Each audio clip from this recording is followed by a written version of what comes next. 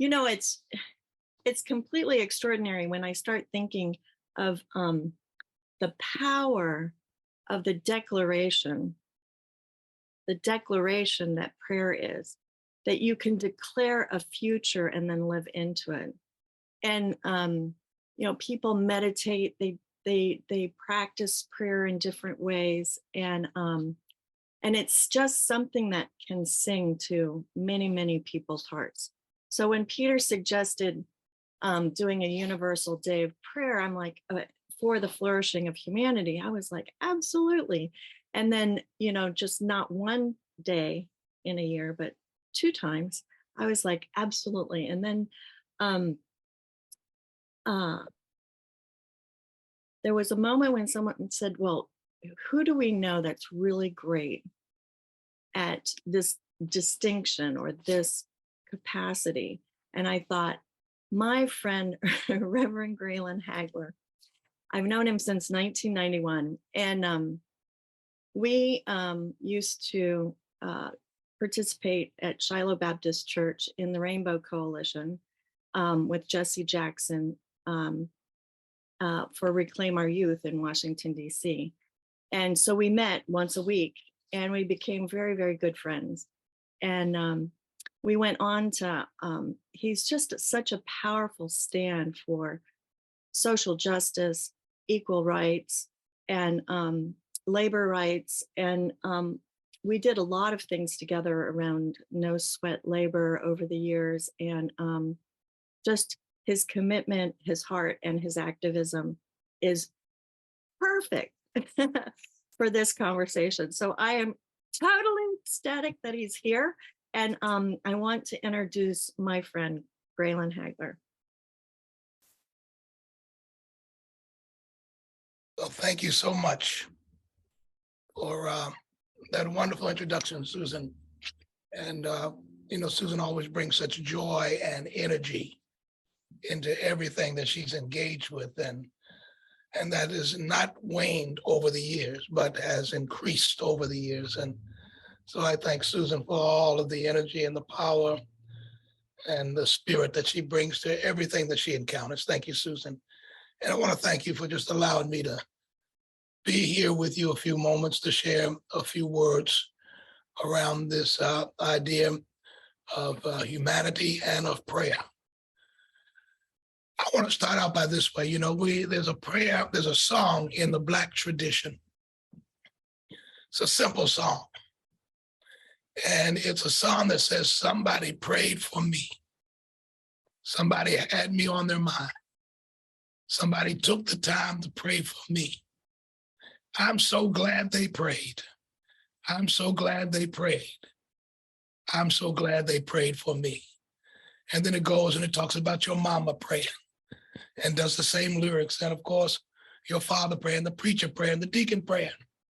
Because the reality is, if you understand that song, it is really a song about community, right? It's that somebody prayed for me, which is how I was sustained, how I got over, how I was able to come through, as one song says, danger, toil, and snare, because somebody took that opportunity, that moment, to say a prayer for me. And that's one thing I think is important, because when we really engage, and when I particularly engage, the Black tradition, the Black American tradition, it is a tradition that is built upon prayer. Why? Because prayer was sometimes the only means you had to survive an unjust system. Community, taking care of each other, praying for each other, was the only way that a community that was formerly enslaved in the US is able to still be here. And what happens is that it was that community that continued to be interdependent upon one another, of whether you were going to make it into another day, another year, another moment. I was thinking recently, because, very often congregations will celebrate, particularly Christian congregations, will celebrate Christmas, Christmas Eve, all of that. Interestingly enough, in the Black church tradition, the biggest service is on New Year's Eve, as we gather together to pray to enter a new year. And so it was always interesting that people, even before they go out partying on New Year's, come to the church to say a prayer. Where does that come from? That came from the Emancipation Proclamation going into effect on New Year's Day. That folks actually gathered in houses of worship to pray and await its enactment. And therefore, that is carried on throughout the years in terms of the hope and the promise and the prayer that has come out of the Black church. So prayer in one way is linked with history, is linked with attitude, is linked with community. As I think about this idea of prayer, when I pray corporately in the church,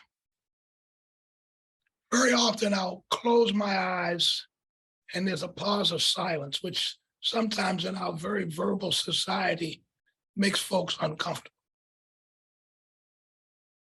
And I had to explain to folks what was going on. I was closing my eyes because I had to remove myself from the community spiritually and mentally. And I had to remove the flesh off my bones, emotionally, mentally, and spiritually, and find myself all of a sudden blending in to all of the creation that was around me. That the skin that was my border could no longer be my border. But my spirituality has had to extend beyond my being into another plane, into another place of existence. And then I was ready to pray, feeling all of that ebbing and flowing. And then the prayer is the influences of that moment. And it's uttered until it's done. And as I think about that, I think about our need to be connected. To be connected not only with each other, but to be connected with the entire creation. I'm dealing with a number of things right now, because one of the things I'm working as is as the senior advisor to a group called the Fellowship of Reconciliation. And if you don't know that group, that's one of the oldest, it is the oldest peace and justice organization in the country. Started in the midst of World War I, then as a conscientious objection organization to challenge war. And so I've been advising them as their senior advisor. So that's one of the things I'm doing. In the midst of that, I've been working around this idea of religious nationalism that is bombarding us here in this country and around the world with people who think that they are right. And if they're right, that means that you're wrong if you don't agree with them. Think of themselves as the center of the universe. And that means that if you're not with them, you can't even be in the universe. So I was dealing and thinking and working around that whole idea. And I'm wrestling with terms here, so you need to possibly forgive me because they're in flux. But it seems to me that there is an indigenous spirituality. An indigenous spirituality that seeks to live in harmony with creation. You don't try to bend a river the river's already bent. You don't try to destroy a mountain. The mountain is there as a part of creation. And one of the things that hit me, because you can go to places in the world. I was in the Middle East not too long ago, and driving down dirt road, I noticed that there were all of these stones going up the side of a hill. And I told the person to stop because I wanted to see why every time I got to a hill, I saw these stones going up the side of the hill. And the reason being that it was interesting to me because as it was explained that this was the way that Jewish farmers farmed pre-1948 and Palestinian farmers farmed. In other words, they were farming on the land, but with the land, up the side of the land, harvesting from the land.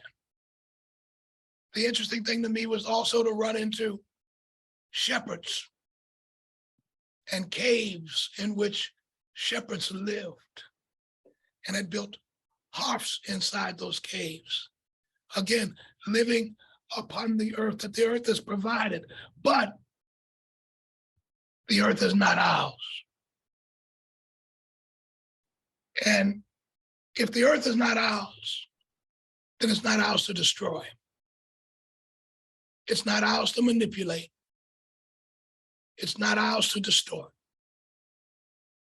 And so that's one theology. And the other one I'm looking at is a theology of commodity, where everything has an economic value to it to be bought and sold. So therefore, I don't live upon the land, but I find out ways in which I can produce the most from the land as quick as I can.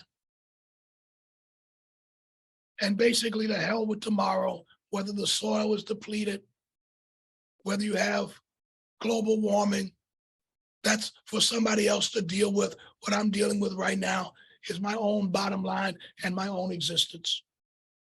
So that's a commoditized kind of theology.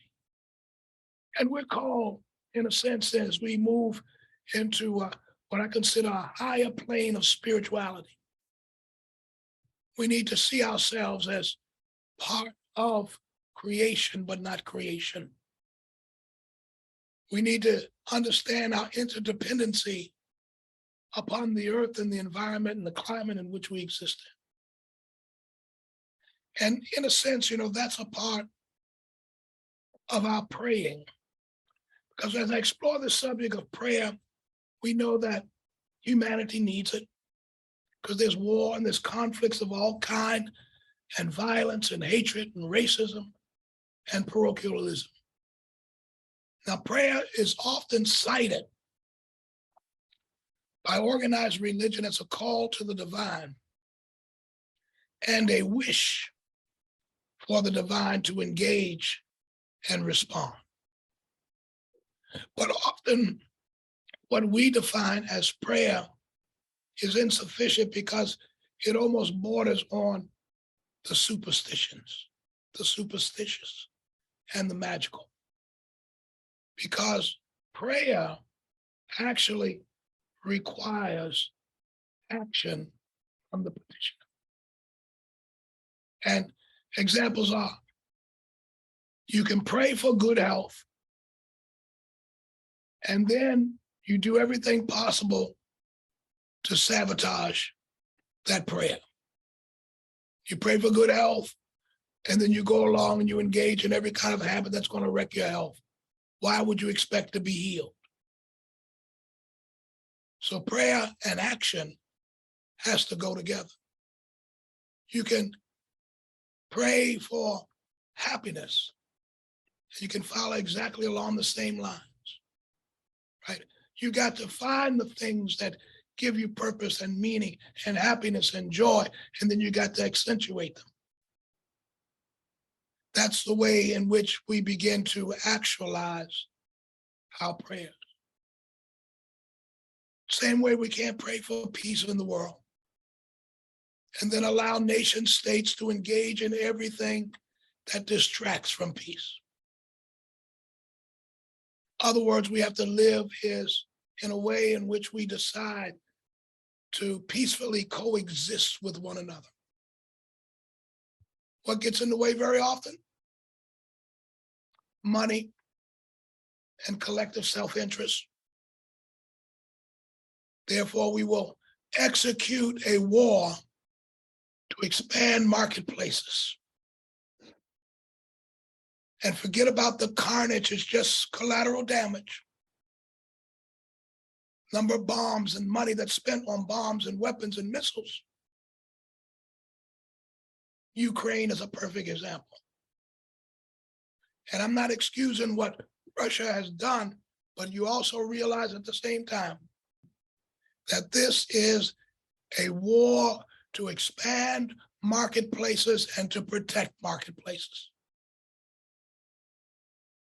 And everybody in the middle is just caught up in this very devastating and deadly affair. Can't have peace in the world and then allow nation states to engage in everything that detracts from peace. And we must remember that peace is more than an absence of conflict, but it is the presence of justice and hope. All of this says that we as human beings must be in the formula of our prayers. We petition for forces in the universe to move and act. And we must align ourselves with that hope, with our petitions, with our pronouncement, and with the forces of the universe. Going back to indigenous religions, often it teaches us of harmony, the interdependency of existence. We live upon the earth, and we live because of the earth and its environment. And to live out of harmony with the earth and with creation is to plot our own demise. I'm very interested in your exercise of saying, I am humanity. And for me, that is a statement where we no longer see ourselves as part of humanity, or think of ourselves as so sacred that we believe that we are all of humanity. But it becomes the embodiment of humanity. The embodiment of humanity means something like this. I am Black, and yet I'm Latino on the southern border trying to get into the United States. And I am indigenous populations forced to live on a reservation and in poverty. I'm an unwed mother without resources, crying and weeping because the government that wants her to bring a child in the world is not there to provide for the uplift and upkeep of that child and that life. I'm the remnant of a Jew who went through the Holocaust. That's what it means to take on the embodiment of that. It's to become that, to cry along, to weep along, and to stand up together. So as we move to try to create a world, we got to remember that, yes, we are humanity, but we're also creation. Because I have to also remember that what we take for granted, even as we sit down to dinner, some animal went through some very, very horrible circumstances to provide that table. One of the things that I said when I went to Plymouth, because they always have the preacher say a prayer at any meal that was being served. And I started saying, we are mindful of the hands that have raised this and brought this to our table. And we're mindful of the creation that screamed out in agony as someone was trying to profit off of their blood and flesh. Church didn't like me saying that prayer because it reminded folks of what they were doing when they picked up their knife and fork. That it wasn't just an exercise that you were engaged in. Now it was an exercise that went far beyond you and went into that whole process of the production of food, the treatment of the earth, the damage to the earth, the damage to all that lives. And it reminds us of what it means to be engaged in prayer, because prayer is a mindfulness. Somebody prayed for me, had me on their mind, took the time to pray for me. I'm so glad they prayed. I'm so glad they prayed. I'm so glad they prayed for me. Bless you. I'm so glad they prayed. So glad they prayed. I'm so glad they prayed. That preacher prayed. Had me on his mind. He took the time out. Oh, yes, he did. I'm so glad. So glad he prayed. I'm so glad he prayed. My mother prayed for me. Had me on her mind. He took the time out. Oh, yes, she did. I'm so glad. So glad she prayed. I'm so glad she prayed. Jesus prayed. Thank you. Thank you He very took much. the time out. Oh, yes, he did. I'm so glad he prayed. Hallelujah.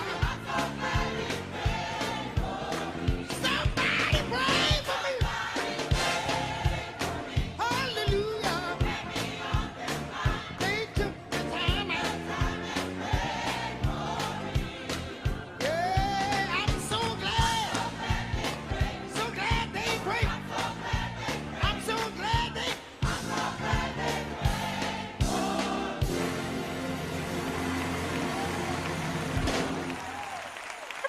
Hallelujah.